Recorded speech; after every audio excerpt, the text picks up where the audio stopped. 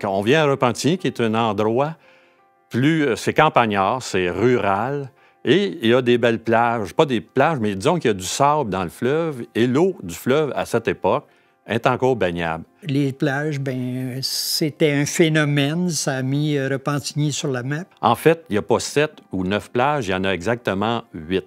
Fait qu'il y en a 2 sur la rivière l'Assomption, la plage Bois-de-Boulogne et la plage Philippe. Il y en a 6 sur le fleuve. La plage Ernest, dont le propriétaire était M. Ernest Faneuf, et la plage Lebel, à l'île Lebel.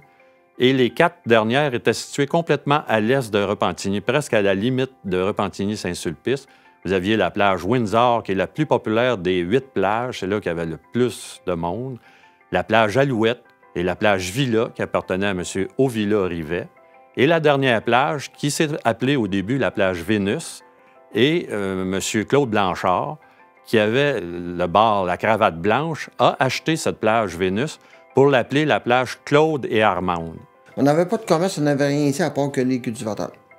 Mais Repentigny-les-Bains, si on prend pour ce qui est de Montréal, les gens de Montréal qui veulent faire de la villégiature, c'était plus proche ici que s'en aller dans le nord, à Sainte-Agathe. Bon, la plage Windsor, c'était une plage très achalandée. Cette plage-là était très bien entretenue. M. Gagnon, il y avait beaucoup dans ça parce que au niveau de... Premièrement, cette plage-là avait un bel emplacement, puis c'était grand aussi, puis il faisait de la publicité aussi. La plage Alouette, au départ, c'était pas une plage. C'était, si ma mémoire est fidèle, dans les années 42-43. C'était un curé d'une grosse paroisse de Montréal, l'abbé Prévost, qui avait fait, je ne sais pas s'il les a fait bâtir lui-même ou s'il les a achetés de quelqu'un. Il avait fait bâtir des chalets d'été. 2 des plages les plus célèbres, la plage Windsor et la plage Ernest. À la plage Ernest, justement, le propriétaire, M. Ernest Faneuf, avait installé un grand chapiteau dans lequel il faisait des tombolas. Et le soir, il y avait des spectacles où participaient Fernand Gignac, Paolo Noël, Tizoun.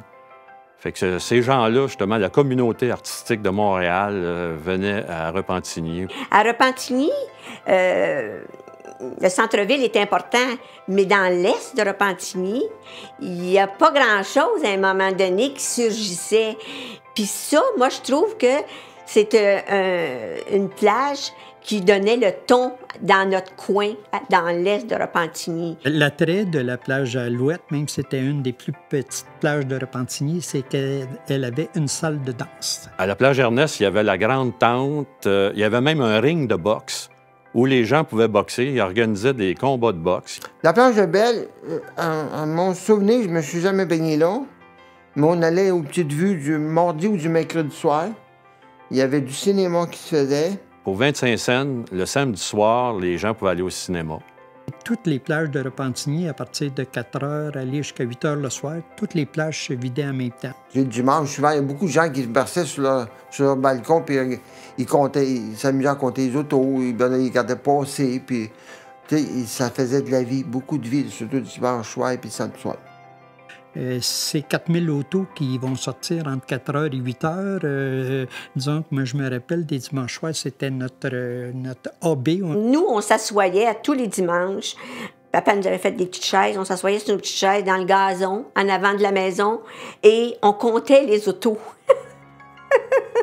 Tout ça, c'est fait des années 1939, peut-être le sommet des années 57, et jusqu'à son déclin pour ce qui est du fleuve en 1965.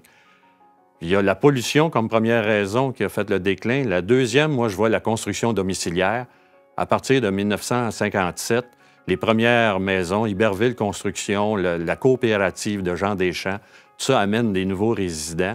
Et les commerces de la rue Notre-Dame se multiplient. Ça fait que les plages disparaissent avec ça. Un autre facteur, il y a l'autoroute qui est arrivée.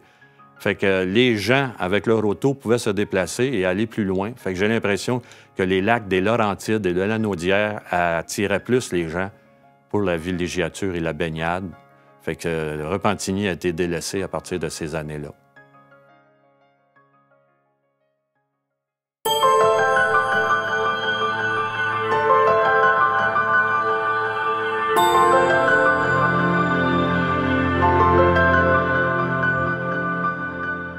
La MRC de l'Assomption. Un patrimoine à découvrir.